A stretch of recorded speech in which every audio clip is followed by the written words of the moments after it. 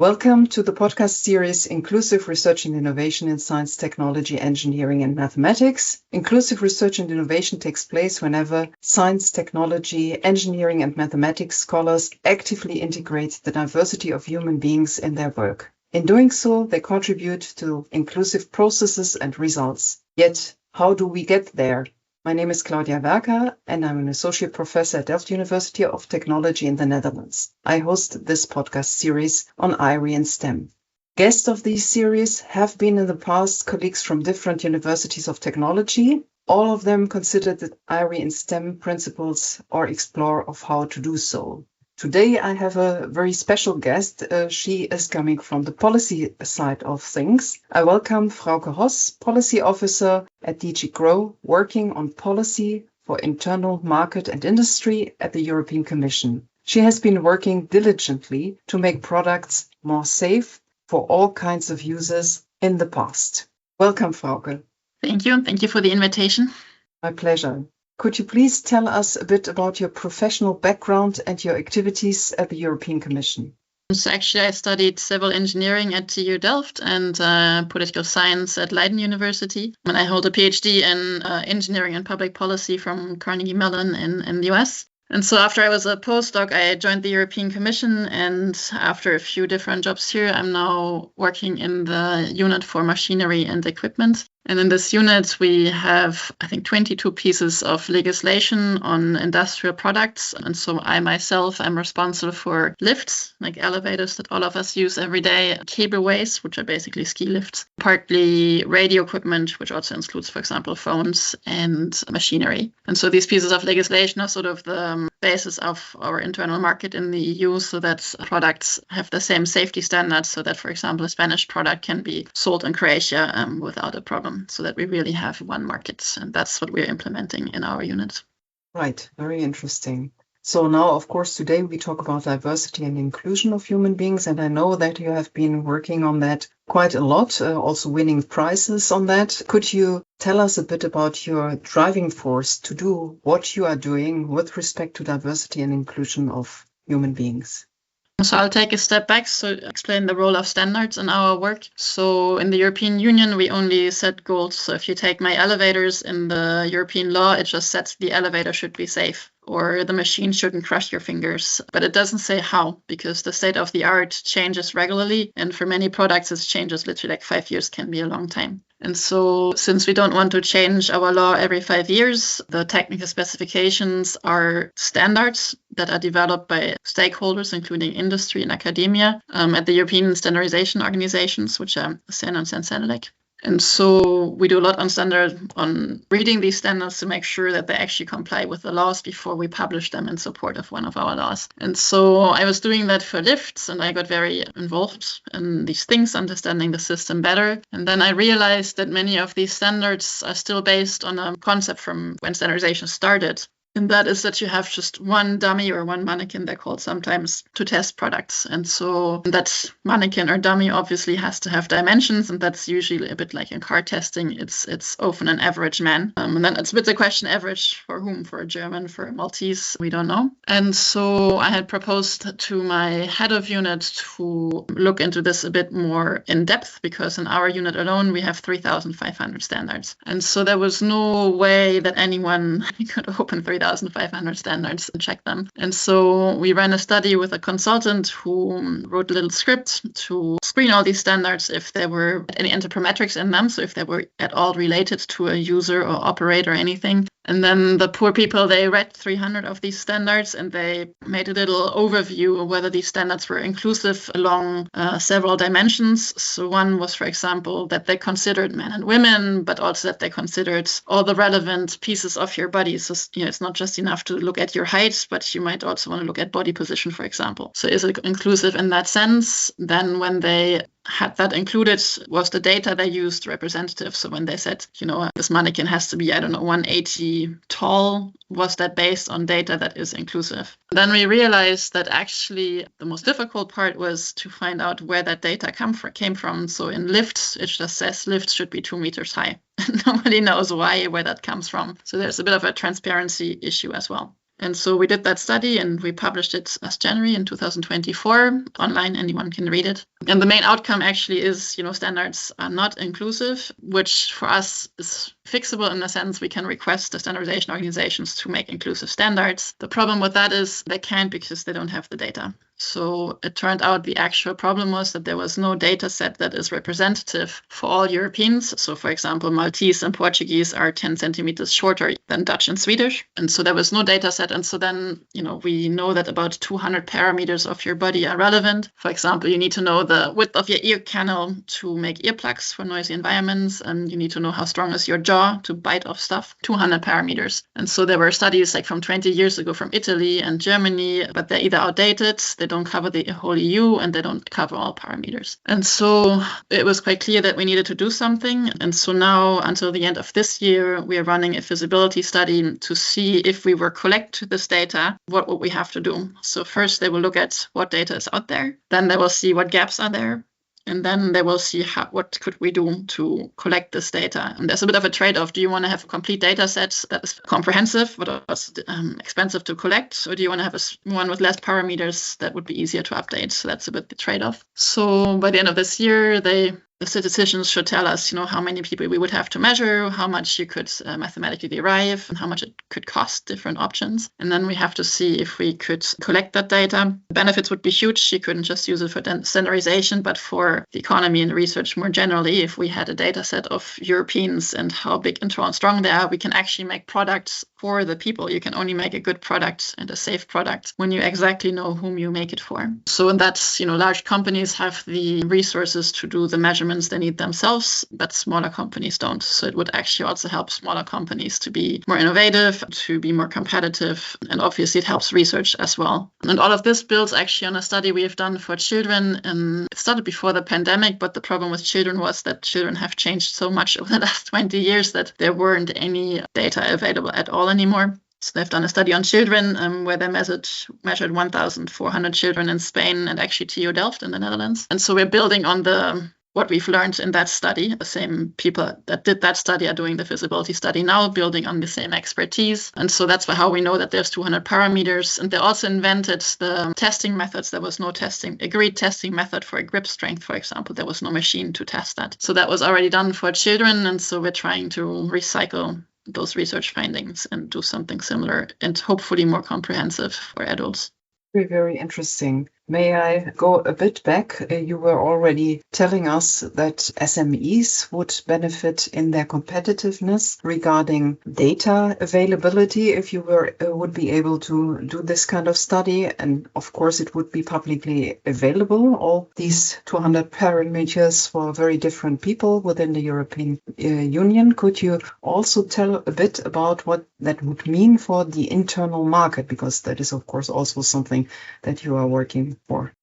So the idea would be that there would be a greater variety of products available. And so I can give one example. I talked with a colleague. He was looking for a racing bicycle for his wife and he couldn't. And so I didn't know this, but the steer of the racing bike is as wide as your shoulders. And he couldn't find a racing bicycle that was narrow enough for her shoulders. It just isn't offered. And so there's one small company that actually offers this. But you don't want every company to go out and measure women across all of Europe to find out what the correct sizes for women would be.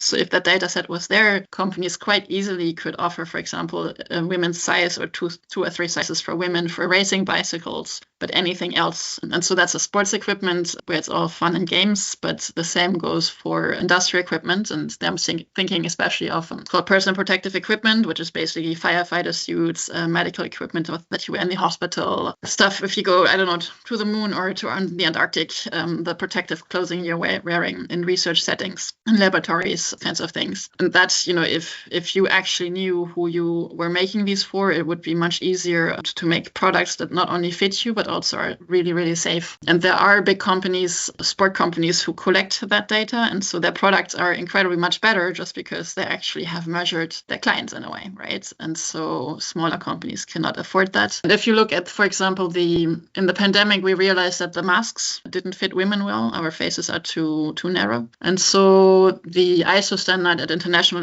level was updated. And so before it was tested on one face, on the face of Jimmy. He's in his 80s apparently now, a British guy. So it was tested on the face of Jimmy, like a doll that blew air, and then you see how much air comes out on the sides of the masks. And now it's based on 5 statistically arrived average faces. And so 2.5 of these faces should be female in a way. But these face scans are actually from US data, because the US was the only ones that had the data, and the US was considered an immigrant nation that somehow is responsible, representative for the rest of the world. And so as long as we Europeans don't have that data, we rely on data from the US or maybe, I don't know, China, whoever decides to do a study like this, which means, our products might fit them better than they actually fit us.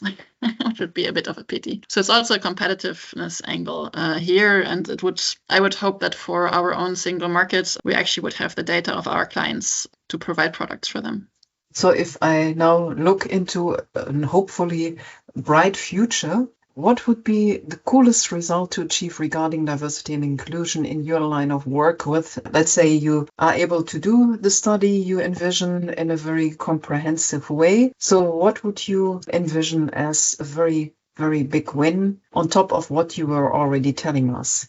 So I think the biggest win is, if we could just get this data, there would be so much potential. But I think the biggest win is if people actually saw that potential. If we had that data set, if people actually took it and went off with it and did innovation, did research, made better products. And dealing with the standardization world, you realize how much of a cultural change it is a bit. And also in our own heads, I had never thought about the size of racing bicycles before somebody told me about it. So these things hide in unexpected corners, and you have to be see the opportunity that the data can help you address these issues. And it's more difficult to do than to say, I have to say. And so we did 2 workshops with standardization committees where we discussed, for example, the mannequin that is needed to test winter clothing, skiing jackets, whatever. And we invited the standardizers, the people who make the mannequin, the testing laboratories that use the mannequin, and then the manufacturers of the jackets, and all 4 of them. And you realized how difficult it was, even if you have the data and you all agree on this is important, to actually make it happen, because there's several people along the value chain involved. But also, it's a really change in thinking. Before, it was a bit of like, okay, we put the jacket on one person and then,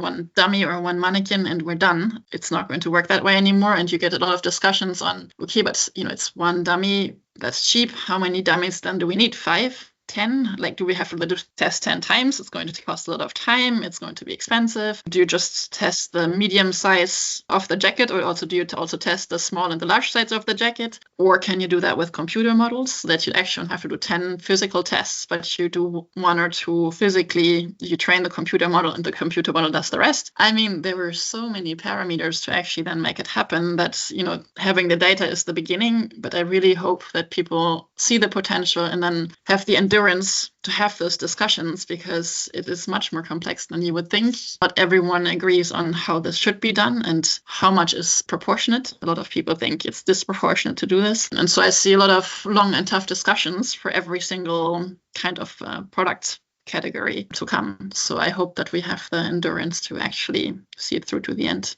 for as many products as possible, at least, yeah.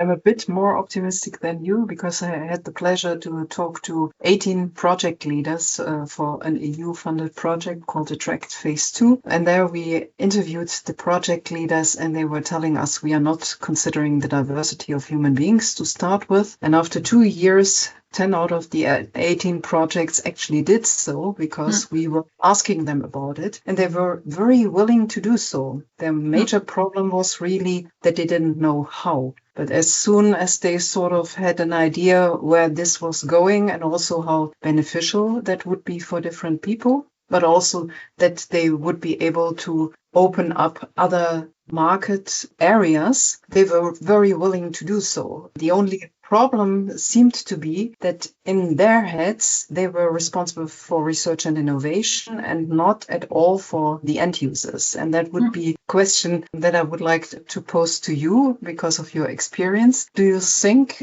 based perhaps on these workshops or other information, that people in this line of work would be willing and able to start with considering diverse measurements very early on in the research and innovation processes, instead of having that as a kind of later discussion. Now we are looking for customers, and now we are looking for who would buy our product.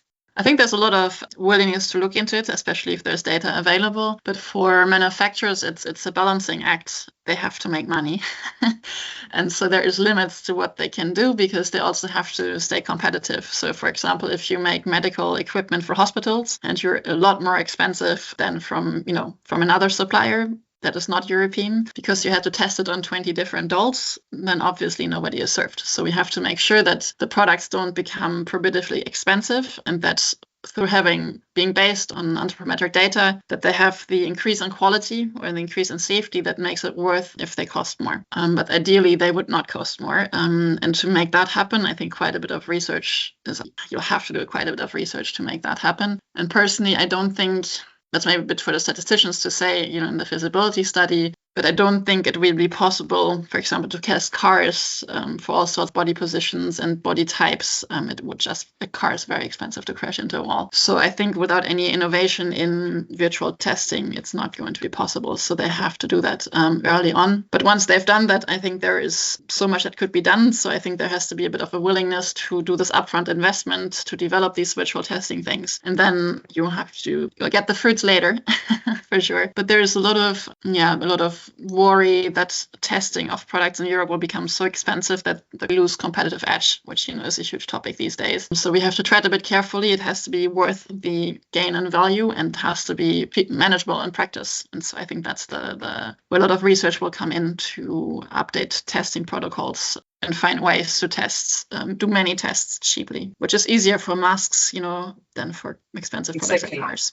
But I know from the interview with people doing crash test dummy testing at Delft University of Technology a year ago or so, that they actually do what you already suggested. They do a few actual physical tests, and then they use simulation models to fill in the gaps in between, so to not make it too expensive. Yeah, and of exactly. course, you have other applications. So one of these 18 projects, because we had two that actually picked up on this inclusiveness of their products. And one of them, they were making surgical equipment and were simply pointing out to them, that women's hands are much smaller on average than those of men. And they came back to us and said, look, we have a prototype now for female hands for this surgical instrument, and a medical doctor helped us to do so. And it was rather easy to do. We just didn't think about it. So I think you're right. It really depends on how complicated and complex, expensive the research that is going into the products is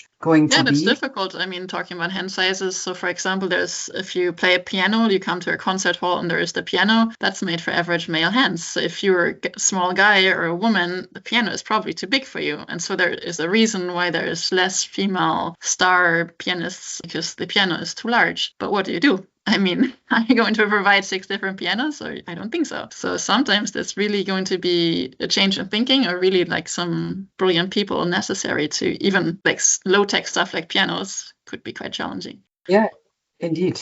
Given our conversation, is there anything you would like to share with us that you did not have the chance to do so before? Actually, I did get involved with the people from Graz, because at the UNECE, they set the global vehicle regulation, so like the standards for cars, basically. And so they have a working group on equitable occupant protection, and it's a Swedish lady and a lady from Graz who are in the lead. And so they are very much trying to rectify the situation as much as they can with amendments in the UNECE regulations, but also, and that's why the lady from TU Graz is there, to look more into virtual testing. And so from them, I have learned that, you have more and more car manufacturers look into virtual testing. But so far, even if you just wrote the 10 amendments on one page of what a good model would look like, is already more than there is now. So there is no agreed best practice or state of the art for any of these models. And so what I'm a bit worried about is that, we will focus on, you have to have the good data, you have to have all the crash test direction, and again, we forget about diversity, and so, one of the 10 amendments is not diversity. And so, people always try to have the perfect thing immediately. And to me, if we could just set, not just for cars, but if we just could just set, if it just was a page to say a good human body model or a good virtual testing had these 10 characteristics, and one of them was you consider men and women and you consider different body types, whatever, you use inclusive data, that would really be a win. And if we don't do that now, then history will repeat itself and we end up with, because it's still, let's face it, I mean, the car industries is still mostly men working in them. They will, as all of us, you always, depart from your own world. So I think it's very important that we push a lot to be in that conversation and even just start with 10 simple rules for these things while we wait for the data to arrive.